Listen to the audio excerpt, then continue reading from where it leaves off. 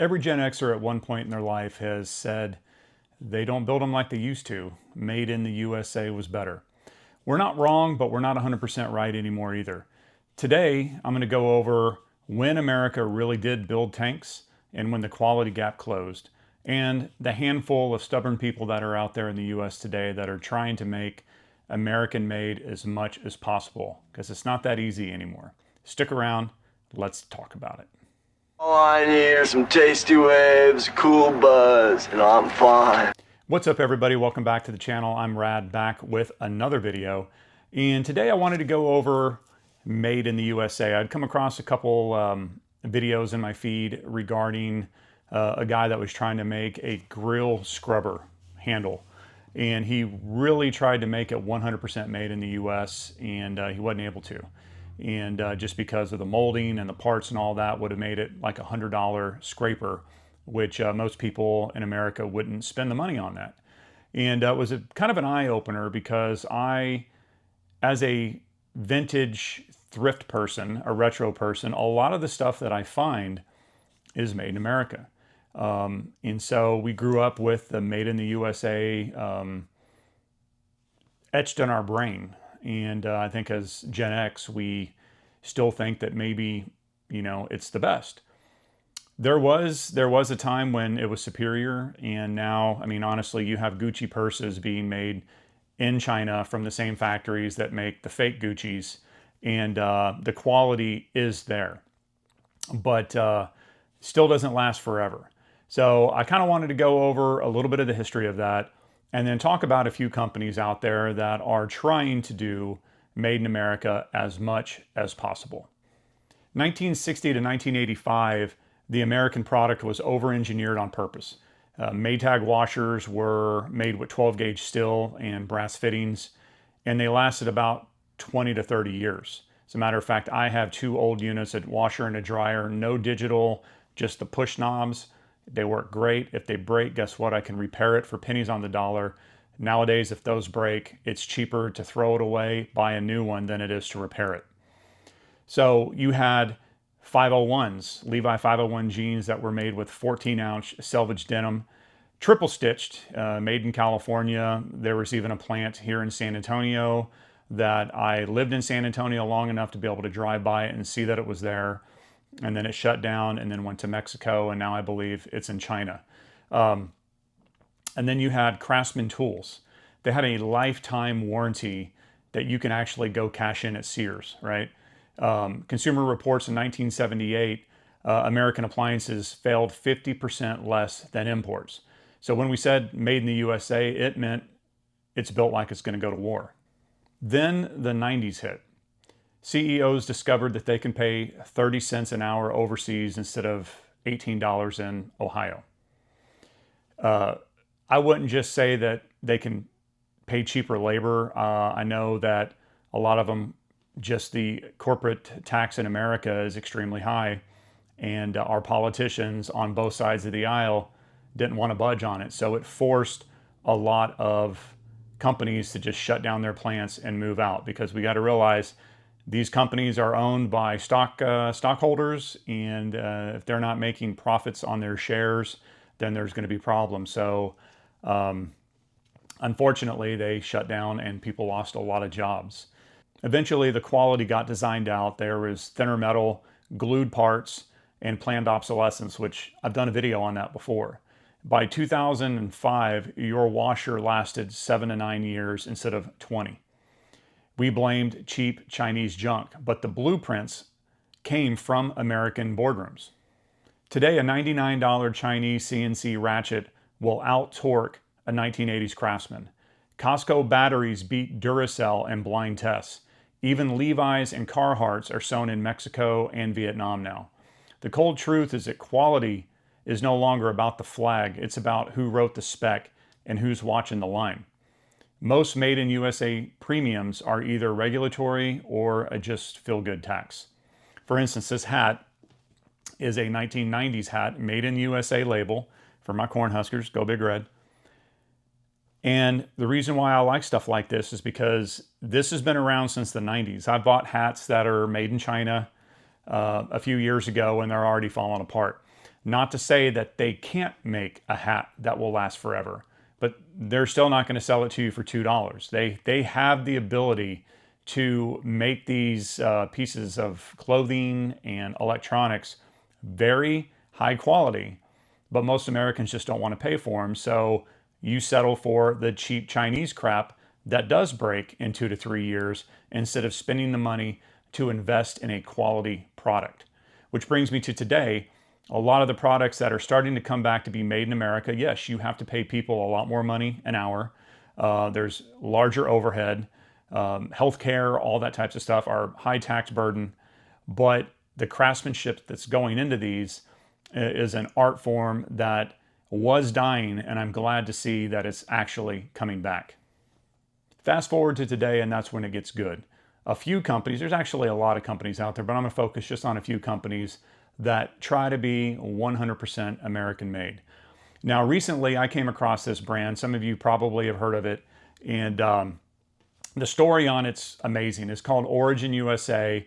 Jocko Willnick gets a lot of the credit for owning the company, but it's actually owned by a few people. And they started out making Brazilian Jiu-Jitsu gis. That was a tongue twister. Brazilian Jiu-Jitsu gis. And they went out and found this old loom from an Ohio factory, I think, or a Maine factory or something that had closed down. And this loom from the 1920s was still sitting there. He took it, he built a little warehouse for it, took it apart, rebuilt it, and started making gis from it. Then eventually they went into blue jeans and like a cargo pant, right? And then also boots. So as of right now, it is 100% American grown cotton, American tan leather for their boots, and all sewn in America. The Delta, I think it's 68 denim, is a 14-ounce selvage, heavier than what they made Levi's in the 1970s. I believe they're 98% cotton, 2% spandex. And I will have to say, I like the 2% spandex because if you remember wearing jeans in the 80s, they did not stretch. And they weren't always comfortable, even though they look cool. So I prefer the 2% denim. Do I own a pair yet? I do not, because the winter version of Rad Graham is always a little heavier than the spring and summer version. So they are an $85 or $100 pair of pants that I don't want to spend and then in a couple months be thinner and then I can't wear them. So I want to buy something that I can fit into, because based on the reviews and videos that I watched about them, these pants last you forever. Just like having a pair of jeans from the 70s or 80s that are still alive and kicking on people today. Next up, we have a company that I learned about from YouTube. Several years ago when I started selling eBay, I started with shoes. So you know how the algorithm is with YouTube is I started looking into how to clean shoes, how to resole shoes, and these gentlemen's YouTube channel popped up on my feed called Tritton and Heath. I've been a subscriber to their channel for years. They're two brothers from Tennessee, I believe, and they started repairing shoes, resoling them, becoming cobblers, and picking up the art of resoling and redoing shoes. And then they started a brand called Southern Polished, where they made flip-flops. They had them originally made in Mexico, which is not too far from here, but then they decided that we wanted to go with 100% American made. And so, like for example here, this is my flip-flop from them. Look at how awesome that is. You got this dark leather, and then you've got the blue leather on top. And yes, I prefer flip-flops that actually show your feet mark. These are 100% made in America. All the leather comes from America.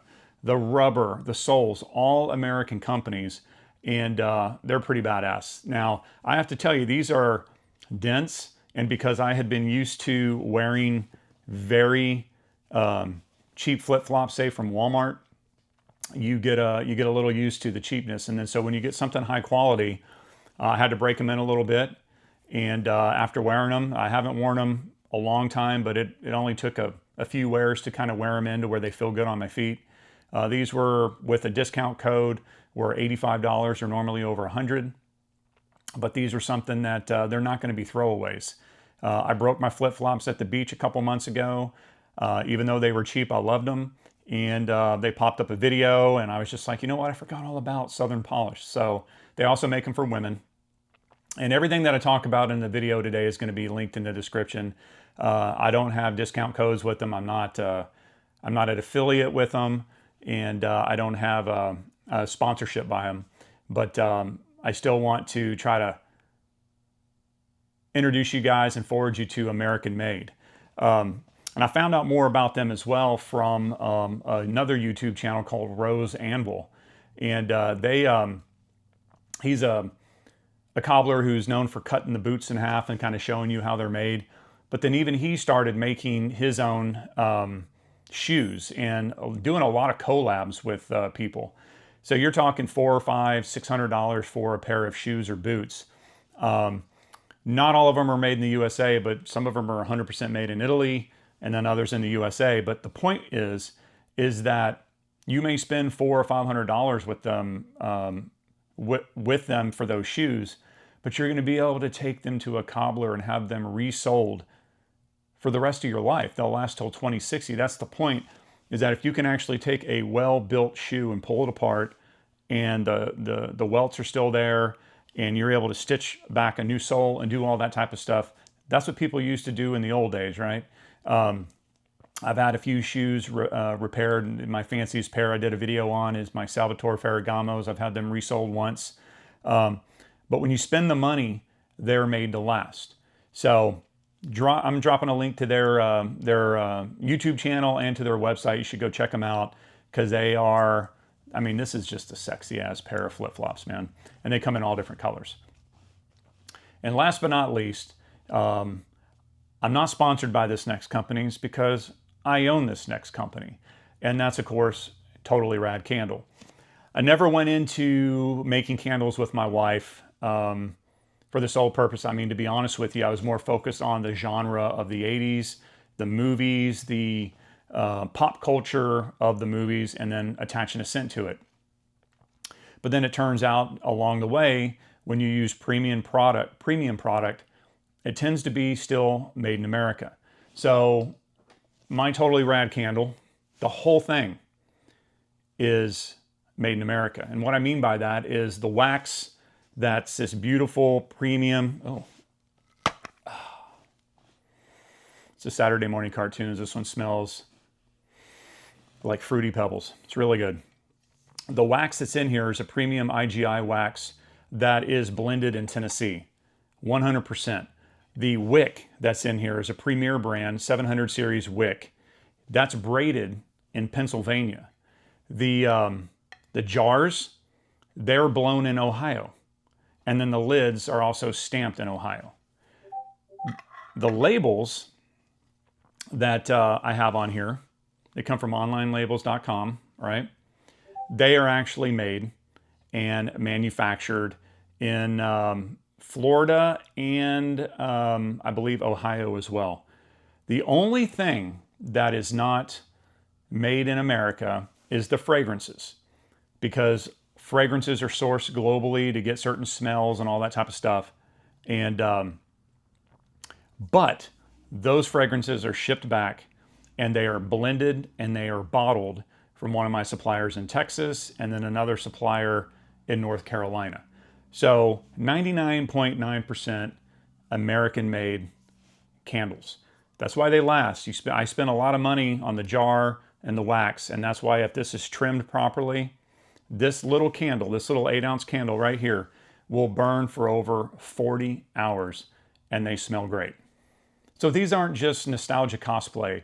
They're using modern CNCs. They're using better materials, as I just discussed, direct to consumer to beat China at the quality game while paying American wages. So for the first time in 40 years, made in the USA is starting to mean built better again, not just it feels better. So was made in the USA actually better back then? From 1965 to 1985, I would say hell yes. 95 to 2020, mostly marketing, and 2020 and beyond. Like I said at the beginning of the video, a few stubborn people like myself are trying to prove that it can be the best again. From one boot, one pair of jeans, one flip-flop, and one candle at a time.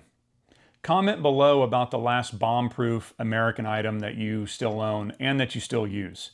When you leave a comment, trust me, I read every one of them. I would really like to know your thoughts on that. And with that said, I really appreciate you guys watching. Please like and subscribe to the channel, share the video out. And with that said, take care, and I'll see you on the next video.